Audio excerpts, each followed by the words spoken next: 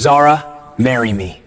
No, I will not marry you! You murdered my mom! This Afro-Korean story you are about to watch now will definitely leave you in tears and shock. It will make you wonder who really are your friends? Are your friends just your family members? Or is there more to friendship and love that we don't know about yet? This story is packed with love, emotions, mysteries, and life lessons. Sit tight, watch and don't get too emotional. It was yet another cold evening for Seoul's elite, as they all mingled in the grand ballroom of the Shilla Hotel. Happiness and enjoyment reflected off champagne glasses as Seoul's elite mingled in the grand ballroom of the Shilla Hotel. Zara Okoye stood at the center of attention in a crimson dress that hugged her dark skin like liquid fire, her natural coils swept into an elegant updo. Every eye in the room watched as Kang Tae-Hyun descended the marble staircase, his tailored black suit emphasizing his broad shoulders and commanding presence. He stopped 3 steps from the bottom, his dark eyes fixed on her with an intensity that made the room fall silent. The string quartet ceased playing. Even the waiters froze mid-step. Zara Okoye. His voice carried across the ballroom with controlled power. You walked into my world 6 months ago and changed everything I thought I knew about myself. Zara's heart hammered against her ribs, but her face remained perfectly composed. This was the moment she'd been orchestrating since the day she'd engineered their first meeting. Tae-Hyun descended the final steps and approached her. The crowd parted like water. He reached into his jacket pocket and produced a black velvet box. When he opened it, gasps erupted throughout the ballroom. The diamond ring caught the light, throwing rainbows across the polished floor. "Marry me," he said simply, dropping to one knee before her. "Be my wife. Let me spend the rest of my life proving that you're the only thing in this world worth protecting." The room held its breath. Zara looked down at this man, this powerful, feared Korean mafia boss who controlled half of Seoul's underground operations, who could end lives with a phone call, who had armies of men willing to die at his command. She looked at him kneeling before her, vulnerable in a way he'd never been before anyone else. And she thought of her mother. "Stand up," she said quietly.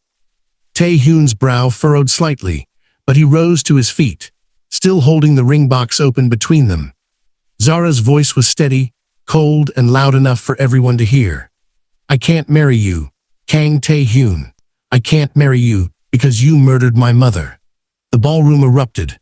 Shocked gasps, hurried whispers, the clatter of a dropped glass shattering on marble. Tae-Hyun's face went absolutely still, his eyes searching hers for any sign of a cruel joke. "What did you say?" His voice was barely above a whisper. "Ifeoma Okoye, Lagos, Nigeria, 15 years ago." Zara's voice shook now, not with fear, but with barely contained rage. "You had her killed because she witnessed something she shouldn't have, and I've spent every day since then planning this moment." Tae-Hyun's hand slowly closed around the ring box, his jaw clenched. "I don't know what you're talking about. Don't lie to me."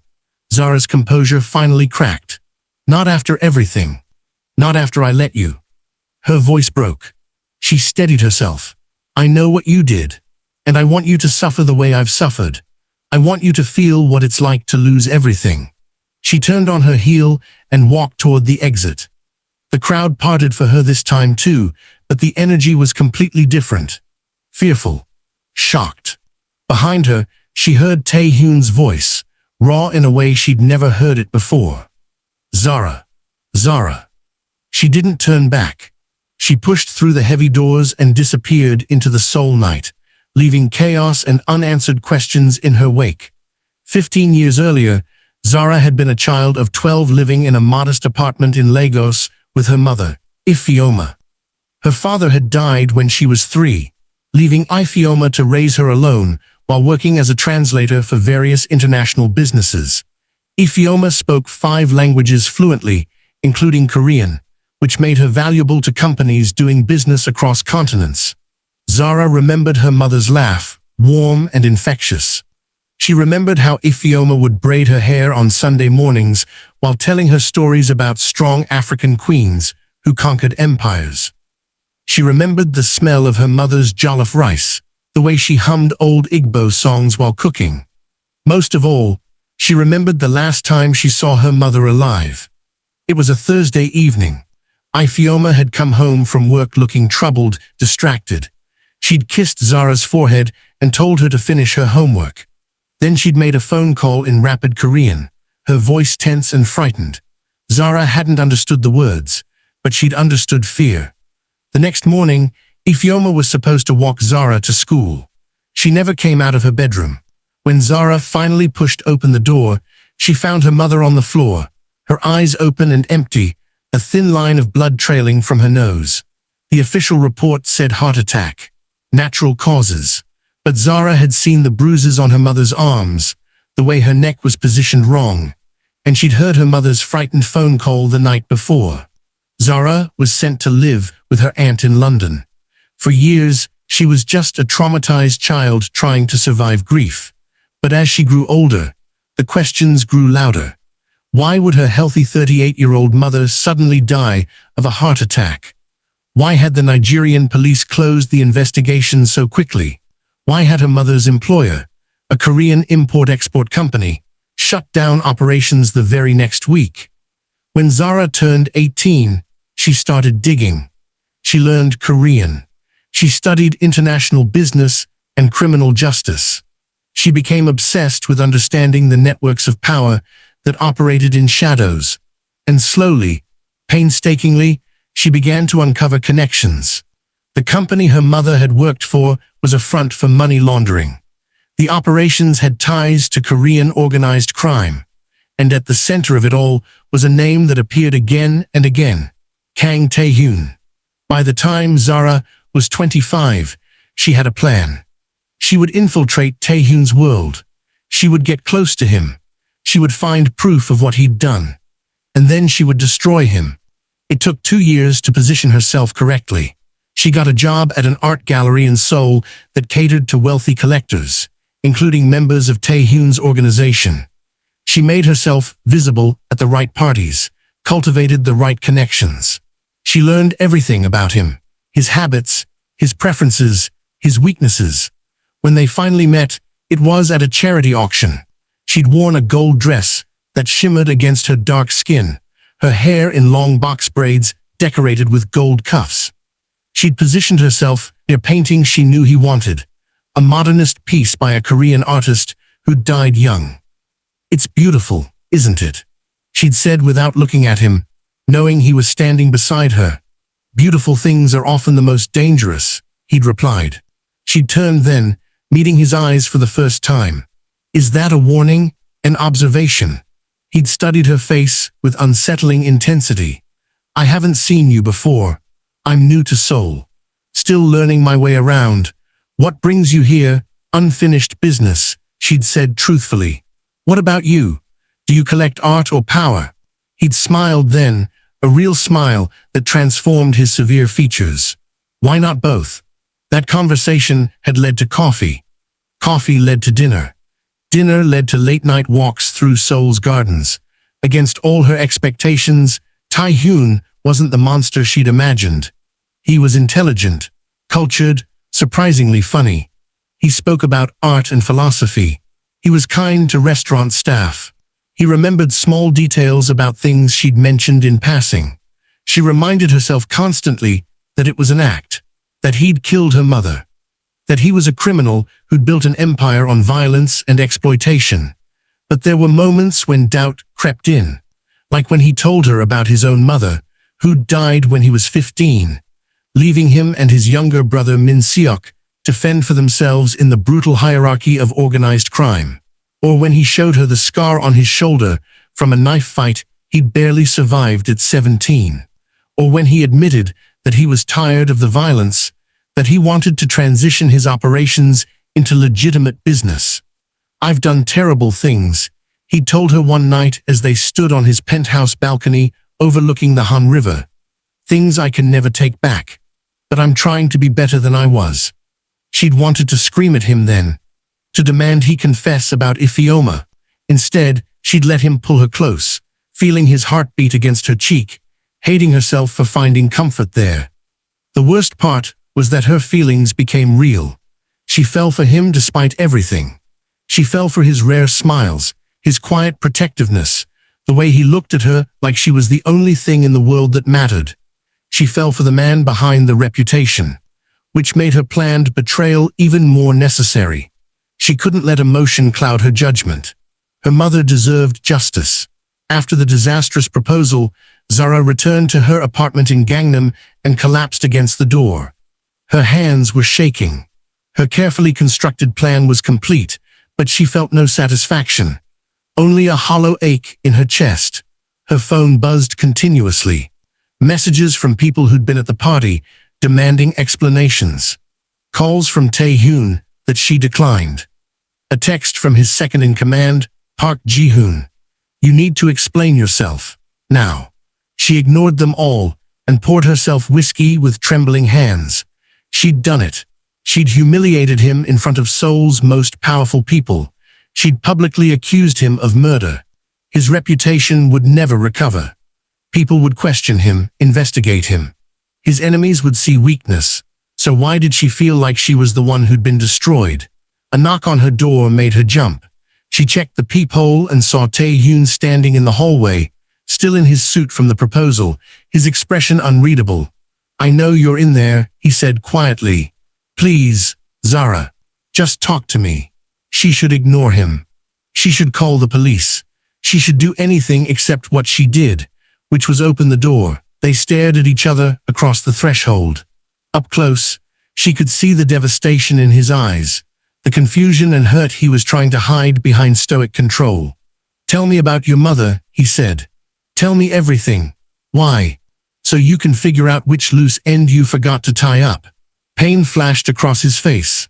I have never ordered a hit on a civilian. Never. I have rules, Zara. Lines I don't cross. Killing innocent people is one of them. She wasn't supposed to be innocent to you. She was a witness. She worked for your money laundering operation, and she found out what you really were. Tae-Hyun shook his head slowly. 15 years ago, I was 23 years old. I was barely surviving, trying to protect my brother and establish myself. I didn't have operations in Nigeria. I didn't have the reach or resources for international money laundering. Zara, I wasn't the man you think I was. You're lying. Look at me. He stepped closer. Really look at me. Do you honestly believe I could kill your mother and then fall in love with you without showing a single sign of guilt, love? Zara laughed bitterly. You don't love me. This was all part of your game. My game? His voice rose for the first time, raw emotion breaking through. You think this was my game? I opened myself to you. I told you things I've never told anyone. I let you see parts of me that I buried years ago. I was ready to leave this entire life behind for you. Stop it, Zara whispered. I was going to tell you tonight, after you said yes. I was going to tell you that I'd already started transferring operations to legitimate businesses, that I was planning to step away from the organization entirely, that I wanted a clean life with you. Please stop. I love you, Zara. I have never said those words to another living soul, and I mean them. But I didn't kill your mother. Whatever you think you know, you're wrong. Zara felt tears burning her eyes. She wanted desperately to believe him. But she'd spent 15 years building this case, collecting evidence, following leads. The company she worked for was yours. The money laundering, the Korean connections, everything points to you. What was the company name? Seoul Star Trading. Recognition flickered across Tae-Hyun's face, followed immediately by something else. Realization. Horror. What? Zara demanded. What is it? Seoul Star was my brother's operation. Tae-Hyun said slowly. Min Seok ran it without my knowledge. I found out about it and shut it down. That's why it closed so suddenly. You're blaming your brother. How convenient. I'm not blaming anyone yet. I'm saying you need to look deeper. Tae-Hyun pulled out his phone. I'm going to find out the truth, the real truth. And when I do, you're going to have to decide whether you're willing to see it. He turned and walked toward the elevator. At the last moment, he looked back. I meant what I said tonight. Every word. I love you. and I will prove to you that I didn't do this." Then he was gone, leaving Zara alone with her doubts and her breaking heart. Tae-Hyun didn't sleep that night. He sat in his office, making calls, pulling files, activating every resource at his disposal. His brother Min-seok arrived at 2 in the morning, summoned by the urgency in Tae-Hyun's voice. "What's this about?" Min-seok asked, pouring himself a drink from the bar. He was younger than Tae-Hyun by 3 years, handsome in a more polished way, always dressed impeccably. "I heard your proposal didn't go well. Seoul Star Trading. Tell me everything." Min-seok's hand froze halfway to his mouth. "That was 15 years ago. Why are you asking about this now?" "Because Zara's mother worked there, and then she died. And Zara thinks I ordered the hit." "That's ridiculous," Min-seok said quickly. "Too quickly. You had nothing to do with that operation, but you did." Tae-Hyun stood, walking around his desk to face his brother directly. "I shut you down when I found out you were running unauthorized operations. But I never asked what happened during those operations." "What did you do, Min-seok?" "I ran a business. Nothing more. Don't lie to me. Not now. Not about this." Tae-Hyun's voice was deadly quiet. "A woman died. Ifoma Okoye. What do you know about it?" Min-seok set down his glass carefully. "She was a translator. She overheard conversations she shouldn't have. She was going to go to the authorities." The air seemed to leave the room. Tae-Hyun stared at his brother, unable to process what he was hearing. "Tell me you didn't," Tae-Hyun whispered. "I did what was necessary to protect us. To protect you." Min-seok's voice hardened. "You think your hands are clean. You think you built this empire without blood. I did the dirty work while you maintained your moral high ground. She was innocent. She had a daughter. She was a threat." Min-seok stepped closer. "And if you're honest with yourself, you'd admit you would have done the same thing." Tae-Hyun's fist connected with Min-seok's jaw before he consciously decided to throw the punch. His brother stumbled back, blood appearing at the corner of his mouth. "I would never," Tae-Hyun said, his voice shaking with rage, "kill an innocent woman. I would never orphan a child. That is exactly the line I have always refused to cross, and you know it." Min-seok wiped the blood away, his expression turning cold. "Then you're weaker than I thought. How do you think we survived, Hung? How do you think we built all of this? By being soft. By having morals. Get out. You're choosing her over family. Over your own brother. You're not my brother right now. You're a murderer who's been living under my protection for 15 years. Tae-Hyun turned away, unable to look at Min-seok's face. "Get out before I do something we'll both regret." "This isn't over," Min-seok said quietly. "If you think you can just throw me away, you're mistaken. I know where all the bodies are buried, Tae-Hyun. Literally and figuratively, is that a threat? It's a reminder. We're in this together, whether you like it or not. And if you try to sacrifice me to save your relationship with that woman, I will burn everything down." After Min-seok left, Tae-Hyun stood alone in his office as dawn broke over Seoul. Everything he'd built, everything he'd protected, was crumbling. His brother was a murderer. The woman he loved hated him for crimes he didn't commit. And now he had to decide between family and justice. For the first time in years, he felt powerless. Zara spent the next few days in a fog. She went to work at the gallery, but couldn't focus. Tae-Hyun's words kept echoing in her mind. What if he was telling the truth? What if she'd spent 15 years preparing to destroy the wrong person? She pulled out all her research, spreading documents across her apartment floor.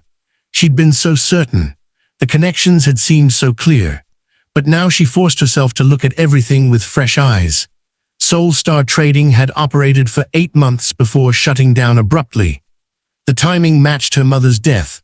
But Zara realized she'd never actually found direct evidence linking Tae-Hyun to the company's operations.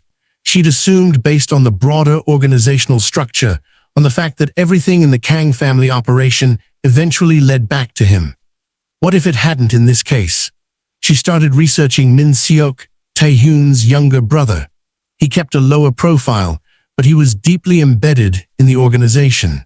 Financial records showed he'd had independent authority over several operations during that period. Seoul Star could have been one of them. Her phone rang. It was an unknown number. "Hello, Miss Okoye. My name is Park Ji-hoon. I work for Kang Tae-Hyun. We need to meet. I have nothing to say to anyone from his organization, even if I have information about your mother's death." Zara's breath caught. What kind of information? Not over the phone. Cafe Onion in Seongsudong, 1 hour. He hung up before she could respond. Zara knew it could be a trap. She went anyway, carrying pepper spray and making sure her location was shared with her friend back in London. The cafe was trendy and crowded, which offered some protection. Park Ji-hoon was already there, a severe-looking man in his 40s wearing wire-rimmed glasses. He gestured to the seat across from him. "Thank you for coming," he said formally. "What do you want?" "To give you this." He slid a manila envelope across the table. "These are records from Seoul Star Trading. Financial transactions, communication logs, operational reports. Tae-Hyun obtained them last night." Zara opened the envelope with shaking hands. Inside were dozens of documents, many with official stamps and signatures. She recognized her mother's name on several translator invoices. "Why are you giving these to me?" "Because Tae-Hyun asked me to. Because he wants you to know the truth, even if it doesn't change how you feel about him." Zara scanned the documents. There were emails about shipments, financial transfers, client meetings. And then she found it. An internal memo dated 2 days before her mother's death. "Security concern regarding translator Okoye. She has become aware of the nature of our operations and has indicated intention to contact authorities. Recommend immediate resolution. KMS. KMS. KMS. Kang Min-seok." "There's more," Ji-hoon said quietly. "Flight records showing Min-seok traveled to Lagos the day before your mother died. Phone records showing calls to a known fixer who specializes in making deaths look natural. Medical records that were falsified." Zara felt like she was falling. Tae-Hyun really didn't know he didn't. Min-seok operated independently during that period. When Tae-Hyun discovered the unauthorized operations, he shut everything down, but he never investigated the details. He trusted his brother. Ji-hoon's expression was grim. That trust was misplaced. Where is Min-seok now? That's the problem. He disappeared last night after Tae-Hyun confronted him. We believe he's planning something, but we don't know what. He's going to run. No. Ji-hoon shook his head. Min-seok is arrogant and vindictive. If he runs, he loses everything he's built. He'll fight back. Against his own brother, family ties don't mean much to someone who's already crossed that line. Ji-hoon stood. Tae-Hyun wanted you to have the truth. What you do with it is your choice. But be careful, Miss Okoye. You've made yourself visible in a very dangerous situation. After he left, Zara sat alone with the documents, tears streaming silently down her face. She'd been so wrong. For 15 years, she'd hated the wrong person. She'd planned revenge against someone who was innocent. And now the real killer was in the wind, possibly planning retaliation. She thought about Tae-Hyun's face when she'd accused him. The genuine confusion and hurt. She thought about his proposal, the vulnerability in his eyes. She thought about all the moments they'd shared, and how she'd poisoned them with her false certainty. She had destroyed something real, because she'd been too consumed by revenge to see the truth. Zara went to Tae-Hyun's penthouse that evening. His assistant tried to stop her, but Tae-Hyun must have been watching the security cameras because he appeared in the lobby before security could escort her out. "Let her up," he said quietly. They rode the elevator in silence. In his penthouse, Seoul spread out below them through floor-to-ceiling windows, the city lights reflecting off the Han River. It should have been beautiful, but the atmosphere was heavy with everything unsaid. "I saw the documents," Zara said. "I know it was Min-seok." Tae-Hyun nodded slowly. "I'm sorry. I'm sorry my family did that to your mother. To you. It's not your fault, isn't it?" He turned to face her. "I brought him into this life. I gave him power and resources. I didn't watch him closely enough. If I'd been more careful, more aware, maybe. Don't. Zara crossed the room to him. You can't take responsibility for his choices, and you can't take responsibility for believing I was guilty. The evidence pointed to me. You did what anyone would have done. They stood close enough to touch, but not quite touching, the space between them full of hurt and regret, and something that still felt like love despite everything. I fell for you, Zara admitted quietly. It wasn't supposed to happen, but I fell for you anyway, and I hated myself for it because I thought you'd killed my mother. I thought loving you was a betrayal of her memory. And now I don't know what to feel. Relief that you're innocent. Anger at myself for being so wrong. Fear about what Min Seok might do. And underneath all of it, she paused. I still love you. God help me, I still love you. Tae-Hyun's careful control finally broke. He pulled her against him, burying his face in her hair. She felt his shoulders shake and realized he was crying. This powerful man who probably hadn't shed tears since he was a child. I thought I'd lost you, he whispered. When you walked away at the proposal, I thought that was it. The end of everything that mattered. Zara held him tighter. I'm so sorry. I'm so sorry for what I said, for how I hurt you. You were protecting your mother's memory. I understand that. It doesn't make it right. They stayed like that for a long time, holding each other, letting the truth and the pain and the love exist together without trying to resolve anything. Finally, Tae-Hyun pulled back. Min Seok is dangerous. He's threatening to expose everything if I move against him. He has information that could destroy the organization and put me in prison for life. So what do? Tae-Hyun looked at her carefully. Zara, this isn't your fight.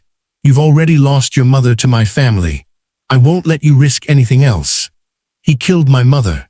That makes it exactly my fight. Zara's voice was steel. Besides, I'm not the same person I was 6 months ago. I've been inside your world.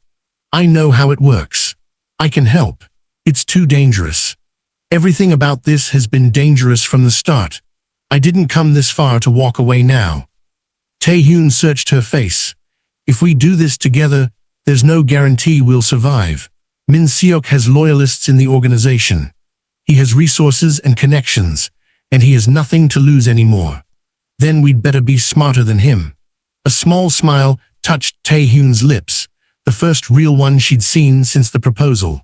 You're incredible. You know that? I'm terrified, she admitted. But I'm also done running from this. My mother deserves justice. Real justice. Then we'll get it for her. Together. Over the next 2 days, Tae-Hyun and Zara worked with Ji-hoon to build an airtight case against Min Seok. They compiled evidence of the murder, the cover-up, and Min Seok's other illegal operations that Tae-Hyun had been unaware of. They identified his loyalists within the organization and quietly moved them to positions where they couldn't interfere. But Min Seok was planning his own move. It came in the form of a message delivered to Tae-Hyun's office. Meet me at the warehouse in Incheon. Midnight. Come alone or I release everything to the prosecutors. It's a trap, Ji-hoon said immediately. Of course it is, Tae-Hyun agreed. But I don't have a choice. You're not going alone, Zara said. Absolutely not. He doesn't know I'll be there. I can be a surprise advantage. Tae-Hyun shook his head firmly. No, I will not put you in danger. You don't get to make that choice for me. Zara's eyes flashed. Stop trying to protect me from everything. I'm capable of making my own decisions. Not when those decisions could get you killed. Like your decision to confront your brother alone won't get you killed. She stepped closer to him. We're in this together. Remember. That means you don't get to sideline me just because you're scared. Of course I'm scared. I love you. The words hung in the air between them.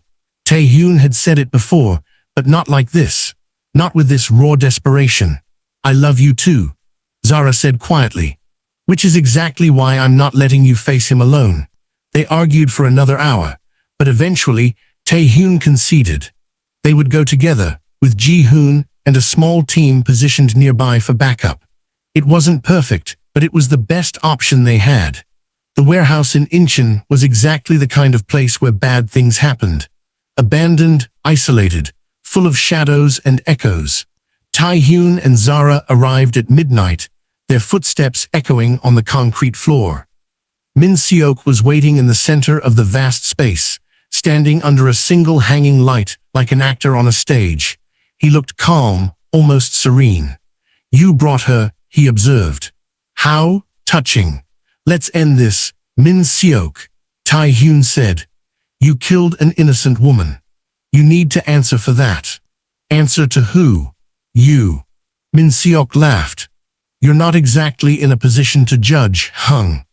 How many people have died because of decisions you made? How much blood is on your hands? I never killed innocents. I never crossed that line." Such a fine distinction. Min Seok's gaze shifted to Zara. "And you, so determined to avenge your mother. Tell me, how does it feel knowing you fell in love with the brother of her killer? Does that feel like justice?" Zara's voice was steady. "It feels complicated.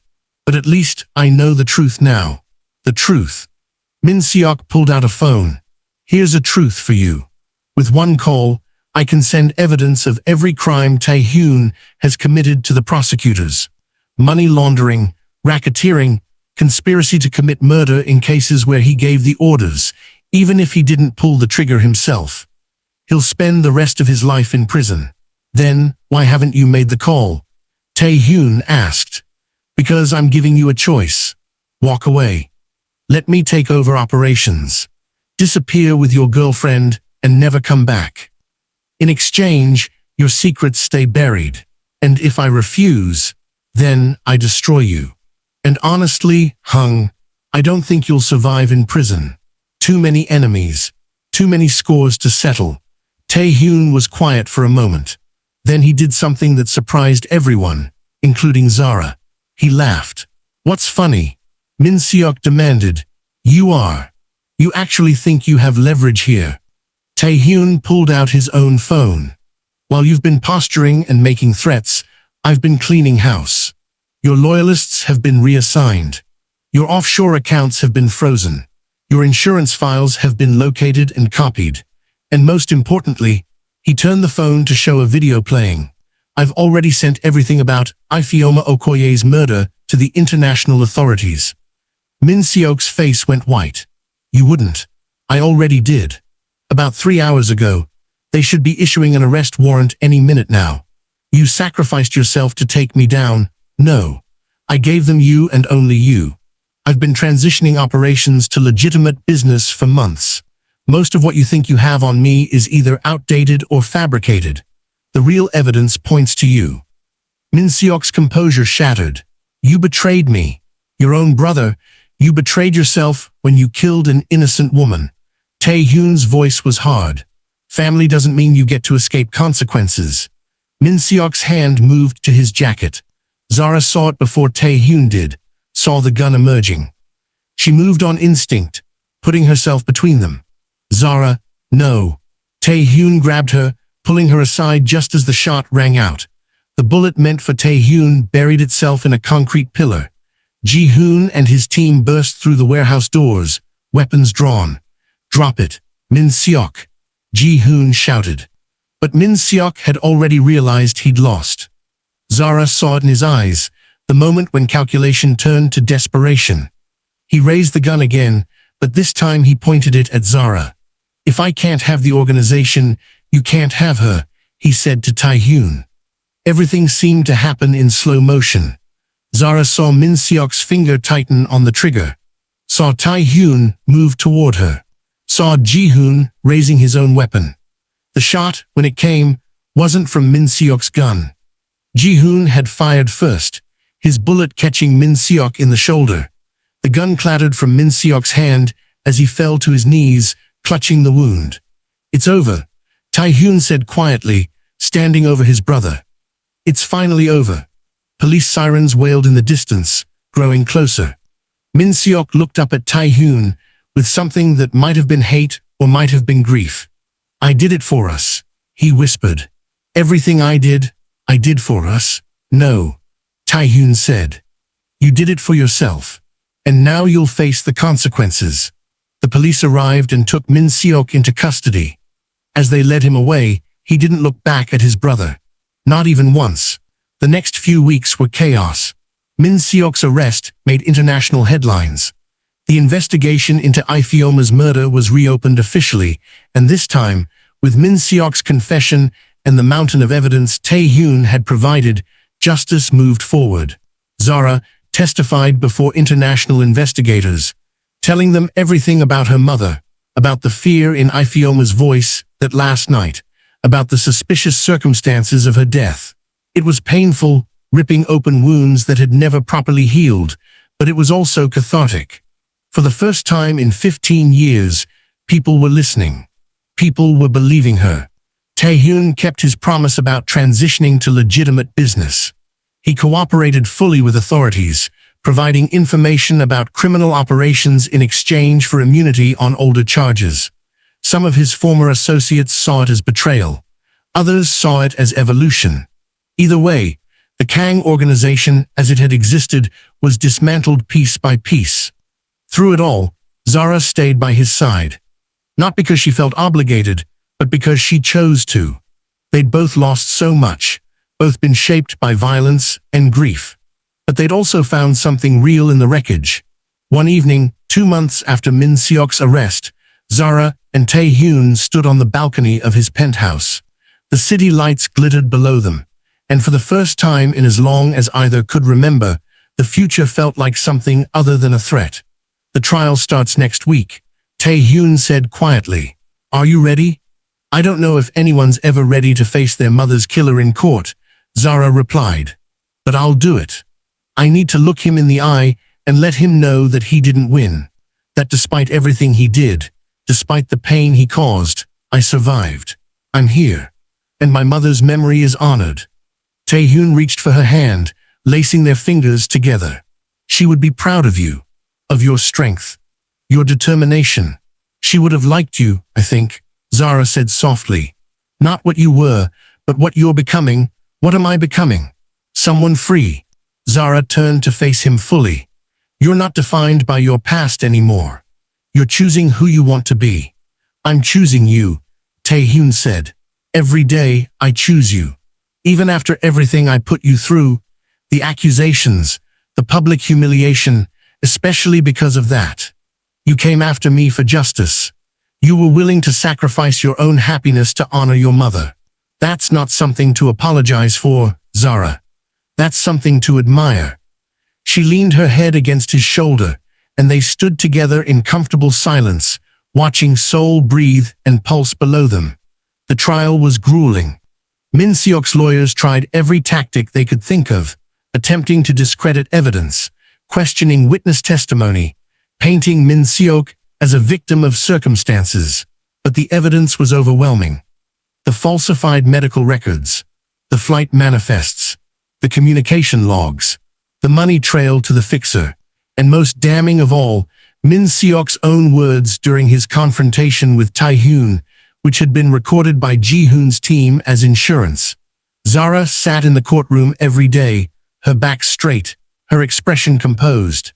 She wore her mother's necklace, a simple gold chain with an Igbo symbol for strength. When it was her turn to testify, she spoke clearly and calmly about Ifeoma, about the kind of mother she'd been, the kind of woman she'd been. She spoke about the devastation of losing her, about the years of unanswered questions. "My mother was a translator," Zara said, her voice steady despite the tears on her cheeks. She spoke 5 languages. She loved jollof rice and old Igbo songs and telling me stories about warrior queens. She worked hard to give me a good life after my father died. And she was killed because she had the integrity to stand up for what was right. She finally looked directly at Min Seok, who sat at the defense table with his eyes downcast. "You took her from me when I was 12 years old. You orphaned me. You stole my childhood and gave me a lifetime of grief. But you didn't break me. And you don't get to escape accountability." The courtroom was silent when she finished. Even the judge looked moved. When the verdict came, it was unanimous. Guilty on all counts. Murder, conspiracy, obstruction of justice. Min Seok was sentenced to life in prison without the possibility of parole. Tae-Hyun wasn't in the courtroom when the verdict was read. He'd told Zara he couldn't watch his brother be sentenced, even knowing Min Seok deserved it. She found him afterward, sitting alone in his car in the parking garage. She slid into the passenger seat without a word and took his hand. They sat like that for a long time, not speaking, just being present for each other's pain. "It's over," Zara finally said. "Is it?" Tae-Hyun's voice was hollow. "He's my brother, Zara. Despite everything, he's still my brother. And I just helped put him away forever. You did the right thing. Then why does it feel so wrong?" Zara didn't have an answer for that. Some things didn't have neat resolutions, didn't come with the satisfaction people expected. Justice had been served, but it didn't erase the complicated love between brothers, didn't make the betrayal hurt any less. "You can grieve him even while knowing he deserved this," she said finally. "Those feelings can exist at the same time." Tae-Hyun nodded slowly. "I keep thinking about when we were kids. Before any of this, when it was just the two of us against the world. I raised him, Zara. I taught him everything. And somewhere along the way, I failed him. He made his own choices. You can't carry that blame. Can't I?" He finally looked at her. "If I'd been a better brother, a better role model, maybe he wouldn't have become what he became. Or maybe he would have anyway. People aren't clay, Tae-Hyun. They have their own will, their own moral compass. Min Seok chose violence. He chose to kill my mother. That's on him, not you." Tae-Hyun pulled her close, holding her tightly. "I don't deserve you. Stop saying that. We deserve each other. All of this, everything we've been through, it brought us together. And I'm not going anywhere." 3 months after the trial, Tae-Hyun surprised Zara with a trip. He wouldn't tell her where they were going, just packed her bags and drove her to the airport. When she saw the destination on the boarding pass, she started crying. "Lagos, Nigeria. I thought," Tae-Hyun said quietly, "that you might want to visit your mother, to tell her that justice was finally served. To introduce me properly." They landed in Lagos on a humid afternoon. The city was loud and vibrant and chaotic in ways that Seoul never was. Zara felt something loosen in her chest as soon as they stepped outside the airport. This was her mother's city, the place where Afioma had been young and happy and alive. They went to the cemetery where Afioma was buried. It was modest, the gravestone simple, but someone had been maintaining it. Zara's aunt, she realized. All these years, her aunt had been coming here, leaving flowers, keeping the grave tended. Zara knelt in front of the stone and traced her fingers over her mother's name. Tae-Hyun stood back, giving her space. "Hi, Mama," Zara whispered. "I'm sorry it took me so long. But I found him. I found the man who killed you, and he's going to prison forever. You can rest now. You're not forgotten. You're not unavenged." She told her mother about everything. About the investigation, about Tae-Hyun, about falling in love despite her plans for revenge. She told her about the trial, about looking Min Seok in the eye and refusing to break. "I brought someone to meet you," she said finally, gesturing for Tae-Hyun to approach. "His name is Tae-Hyun. He's the brother of the man who killed you, but he's also the man who made sure justice was served. He's the man I love, Mama. I hope that's okay. I hope you understand." Tae-Hyun knelt beside her. "Mrs. Okoye," he said formally, "I'm sorry for what my family did to you. I'm sorry for your daughter's pain. I promise you that I will spend the rest of my life making sure she's protected, loved, and happy. She deserves that, and so much more." They stayed at the grave for over an hour. When they finally left, Zara felt lighter than she had in years. Like she'd been carrying a weight she could finally set down. That evening they walked along the beach, the Atlantic Ocean stretching endlessly before them. Children played in the surf. Vendors sold soya and coconuts. Music drifted from nearby restaurants. "Thank you for bringing me here," Zara said. "Thank you for letting me come with you." Tae-Hyun stopped walking and turned to face her. The setting sun painted the sky in shades of orange and pink. "I know I proposed before, and it went terribly. But I'm going to try again, and this time, I'm going to do it right. He knelt in the sand, pulling out the same ring box from that disastrous night in Seoul. Zara Okoye, you are the strongest, most incredible person I've ever met. You came into my life seeking justice, and you taught me what it really means to have integrity. You showed me that it's never too late to choose to be better. I love you completely, and I want to build a life with you.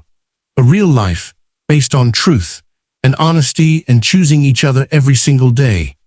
Will you marry me? Zara looked down at him, this powerful man kneeling in the sand on a Nigerian beach, offering her his heart. She thought about everything they'd been through, the lies and the truth, the hatred and the love, the revenge and the justice. She thought about her mother and what Ifeoma would have wanted for her. Not a life consumed by vengeance, but a life full of love and joy and purpose. Yes, Zara said, her voice strong and sure. Yes, I'll marry you. Tae-Hyun's face broke into a brilliant smile as he slid the ring onto her finger. He stood and lifted her, spinning her around as she laughed. People on the beach clapped and cheered, strangers celebrating their happiness. I love you, Tae-Hyun said when he finally set her down. I love you too, Zara replied. Even though you're terrible at proposals. He laughed, a real, full laugh that she'd never heard from him before. I'll get better with practice. You'd better. I'm not doing this again. They kissed as the sun set over the ocean, over the city where Zara's mother had lived and loved and died. It felt like an ending and a beginning all at once. 6 months later, they got married in a small ceremony in Seoul. It wasn't the elaborate society wedding that people might have expected from someone with Tae-Hyun's background. Instead, it was intimate and personal, held in a garden overlooking the city. Zara wore a dress that incorporated both Korean and Nigerian design elements, honoring both parts of her story. Tae-Hyun wore a traditional hanbok, looking more relaxed than anyone had ever seen him. Jae-hoon was Tae-Hyun's best man. Zara's aunt flew in from London to give her away. There were no reporters, no society photographers, no politicians or crime bosses. Just the people who mattered, the people who'd supported them through everything. During the ceremony, Zara and Tae-Hyun wrote their own vows. I vow to choose truth over comfort, Zara said. I vow to love you not despite our complicated history, but because of it. Every challenge we've faced has made us stronger. I vow to build a future with you that honors the past without being imprisoned by it.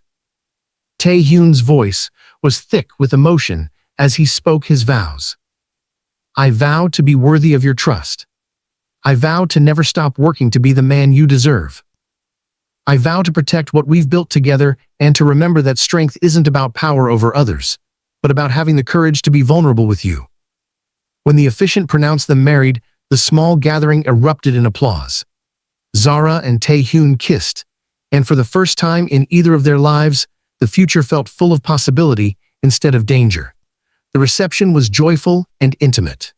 There was Korean food and Nigerian food, traditional music and modern music, laughter and tears of happiness.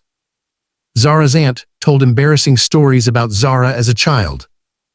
Ji-hoon gave a surprisingly funny speech about Tae-Hyun's terrible dating skills before he'd met Zara. As the evening wound down, Zara and Tae-Hyun slipped away to a quiet corner of the garden. The city lights twinkled below them, and music drifted from the reception. Happy? Tae-Hyun asked, pulling her close. Deliriously, Zara replied. Though if you'd told me a year ago that I'd be marrying you, I would have thought you were insane. A year ago, you were planning to destroy me. And you were planning to propose without knowing anything about my past. We're both terrible at planning, apparently.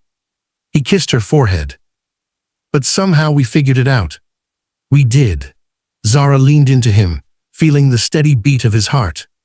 My mother would have liked this, I think. The ending we found. The happiness. I hope so. I hope she knows that her daughter is loved and cherished and safe. I think she does.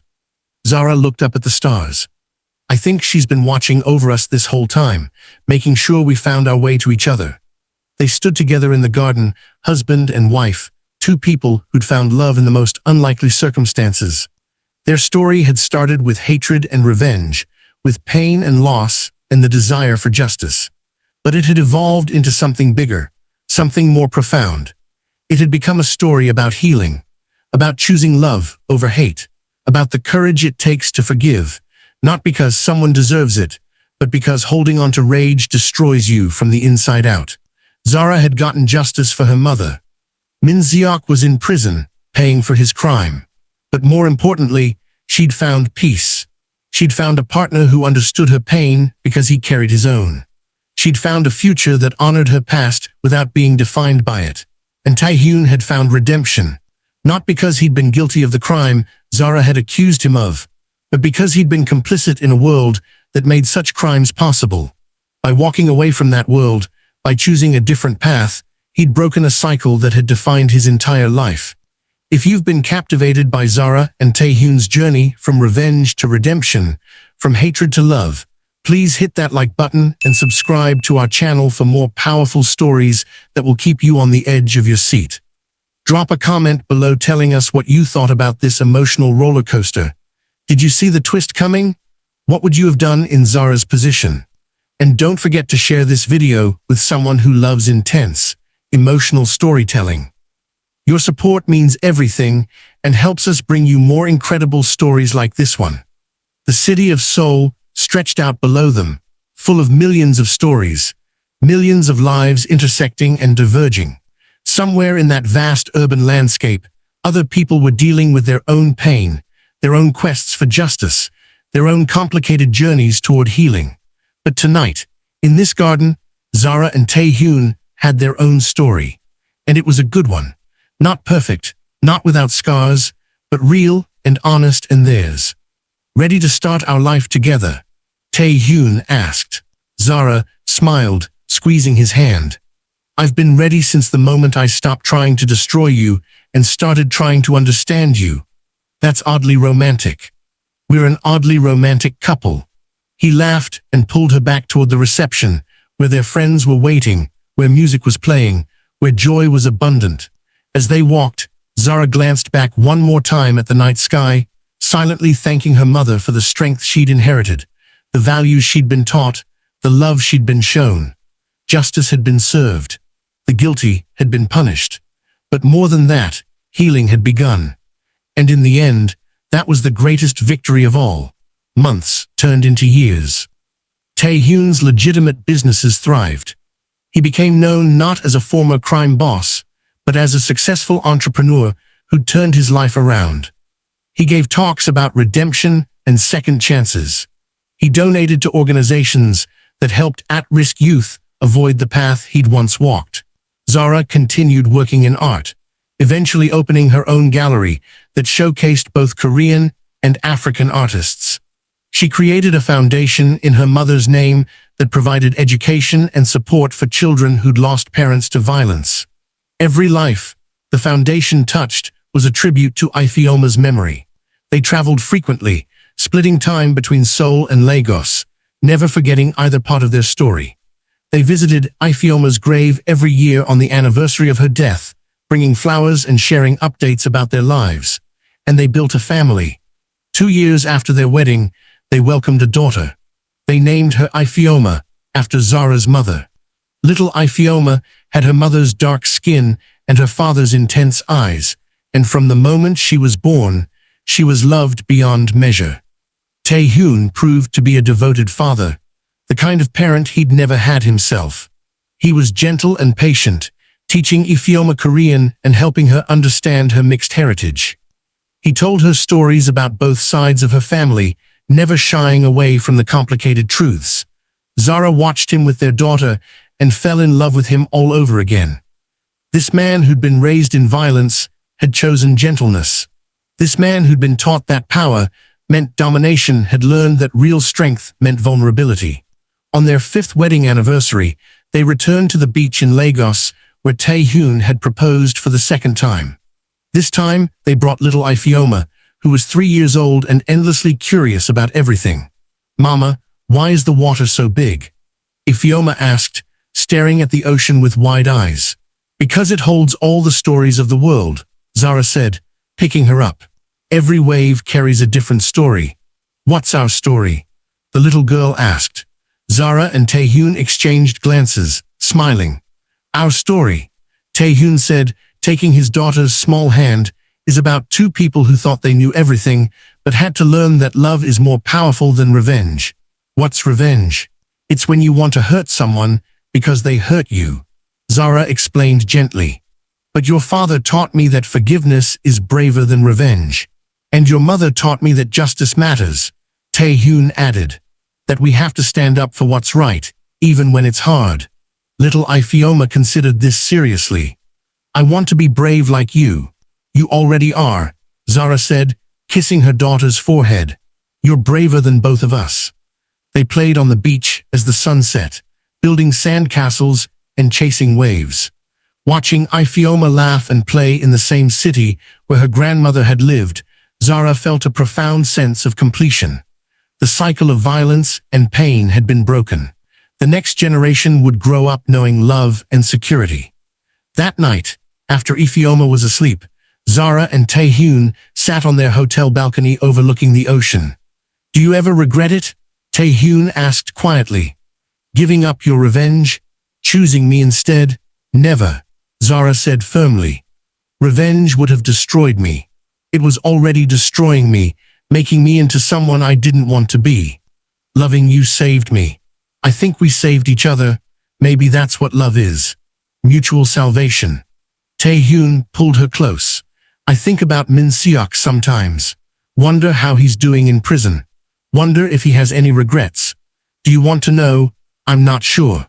Part of me still loves him, still remembers the brother he was before everything went wrong. But I also know that I can't fix him. I can only be responsible for my own choices. That's all any of us can do, Zara said. Choose who we want to be, every single day. Then I choose this. I choose us. I choose building something good from the ashes of something terrible. They sat in comfortable silence, listening to the ocean and the distant sounds of the city. They'd both been shaped by tragedy. Both carried scars that would never fully heal. But they'd also found something rare and precious, a love that had been tested by fire and emerged stronger. Years later, when little Ifeoma was old enough to understand, they told her the full story. About Zara's mother, about Min Seok, about the painful journey to justice and forgiveness. They didn't sugarcoat it or make it simpler than it was. They told her the truth because they'd learned that truth, no matter how painful, was always better than comfortable lies. That's so sad, Ifeoma said when they finished, tears in her eyes. I wish I could have met grandmother Ifeoma. Me too, sweetheart, Zara said, pulling her daughter close. But in a way, you carry her with you. You have her name, her strength, her spirit. She lives on through you, and through the foundation, Tae-Hyun added. Every child we help, every life we change, that's your grandmother's legacy continuing. Ifeoma was quiet for a moment, processing. Then she asked, do you still hate Uncle Min Seok? Zara and Tae-Hyun looked at each other. Hate is too simple a word for what I feel, Zara said carefully. I hate what he did. I'll never forgive him for killing my mother. But I also pity him, because he threw away his life and his family for nothing. I loved him once, Tae-Hyun said. And part of me probably always will, because he's my brother. But I also had to accept that loving someone doesn't mean enabling their choices or protecting them from consequences. The most loving thing I could do was make sure he faced justice. That must have been really hard, Ifeoma said quietly. The hardest thing I've ever done, Tae-Hyun admitted. But your mother gave me the strength to do it. She taught me that real love means doing what's right, even when it breaks your heart. As Ifeoma grew older, she became passionate about justice and advocacy, inspired by her parents' story. She went to law school, determined to help others who'd been victims of violence find closure and healing. Watching her, Zara and Tae-Hyun felt proud and humbled. The legacy of pain had been transformed into a legacy of purpose. On what would have been Ifeoma Okoye's 70th birthday, Zara and Tae-Hyun held a special ceremony. They'd established a scholarship in her name for young African women studying languages and international relations. The first recipients were announced that day, 5 brilliant young women who would carry forward Ifeoma's passion for connecting cultures through language. "My mother would have loved this," Zara said during her speech at the ceremony. She believed in the power of communication, in understanding across differences. She believed that knowing someone's language meant understanding their heart. These young women will carry that belief forward into the world. After the ceremony, Zara and Tae-Hyun visited Ifeoma's grave one more time. They brought flowers as always, but this time they also brought photos of their daughter, of the foundation's work, of all the good that had grown from tragedy. "We did it, Mama," Zara whispered, kneeling by the gravestone. "We turned your death into something meaningful. You're not forgotten. You'll never be forgotten." Tae-Hyun knelt beside her, adding his own flowers to the arrangement. "Thank you for raising such an incredible daughter," he said quietly. "Thank you for teaching her to be strong and brave and true. She saved my life, and I will be grateful to you for that until my last breath." As they left the cemetery, Zara felt at peace in a way she never had before. The pain of her mother's death would always be with her, a scar on her heart that would never fully fade. But it no longer defined her. It was part of her story, but not the whole story. The whole story included love and redemption, justice and forgiveness, pain and healing. It included the man walking beside her, the daughter waiting for them at home, the foundation changing lives, the future stretching bright and full of possibility ahead of them. 20 years after that devastating night when Zara had publicly rejected Tae-Hyun's proposal, they sat together watching their daughter graduate from law school.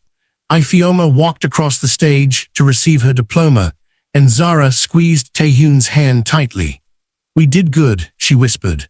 "We did," he agreed, his voice thick with emotion. "Against all odds, we built something beautiful." Their daughter had become a human rights lawyer, working with international organizations to help victims of violence. She was brilliant and compassionate, strong and gentle, carrying the best parts of both her parents and her grandmother. After the graduation ceremony, the three of them had dinner together. Ifeoma talked excitedly about her new job, about the cases she'd be working on, about her dreams for the future. "I want to make a difference," she said. "The way you both did. The way grandmother did." "You already are," Zara assured her. "Just by being who you are, you're making the world better." Later that night, alone in their hotel room, Tae-Hyun pulled Zara into his arms. They'd been married for 20 years, but the feeling between them was as intense as ever. "Do you remember," he said softly, "that night at the proposal? When you told me you couldn't marry me, how could I forget? It was the worst and best night of my life." "Why the best?" "Because it was the moment everything changed. The moment the truth started coming out. If I hadn't confronted you, we might have built our marriage on lies and assumptions. Instead, we built it on truth. Painful, ugly truth, but truth nonetheless." "I'm glad you accused me," Tae-Hyun said. Zara pulled back to look at him. "Really? Really? Because it forced us to face everything. It gave us the chance to choose each other, knowing the full truth. There are no secrets between us, Zara. No hidden pain. We know the worst of each other's stories, and we love each other anyway. How many couples can say that? Not many," Zara admitted. She traced the line of his jaw, still strong despite the silver now threading through his hair. "We're lucky, you know, to have found each other, to have survived everything we survived." "Lucky," Tae-Hyun agreed. "And grateful. Every single day." They held each other in the darkness, two people who'd been through hell and come out the other side, not unscathed, but unbroken. Their story had started with a murder and a vow of revenge. It had evolved through pain and revelation, through justice and forgiveness. And it had become, against all odds, a love story. Not a simple one, not an easy one, but a real one.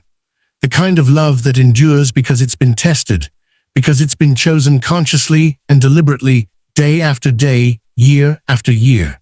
The kind of love worth fighting for, worth forgiving for, worth building a life around.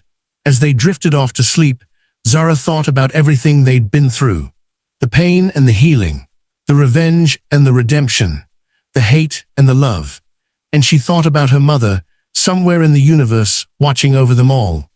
"Thank you, Mama," she whispered one last time, "for everything you taught me, for the strength you gave me, for loving me enough to make me strong." And in the quiet of the night, she could almost hear her mother's voice, warm and full of love, saying what she'd always said when Zara was a child. "You are enough, my daughter. You are more than enough. You are everything." The story that had begun with "I can't marry you, you murdered my mother," had become so much more. It had become a testament to the power of truth, the necessity of justice, and the transformative possibility of love. It had become their story. And it was a good one. Thank you so much for watching this powerful journey of love, betrayal, and redemption. If this story touched your heart, please show your support by hitting that like button and subscribing to our channel for more captivating stories that will move you.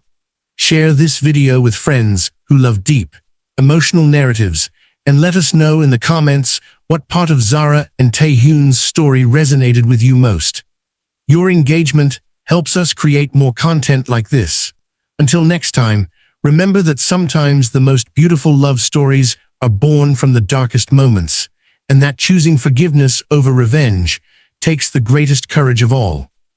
Don't forget to subscribe now and tell us exactly what you think of this story, and tell us exactly where you are watching from.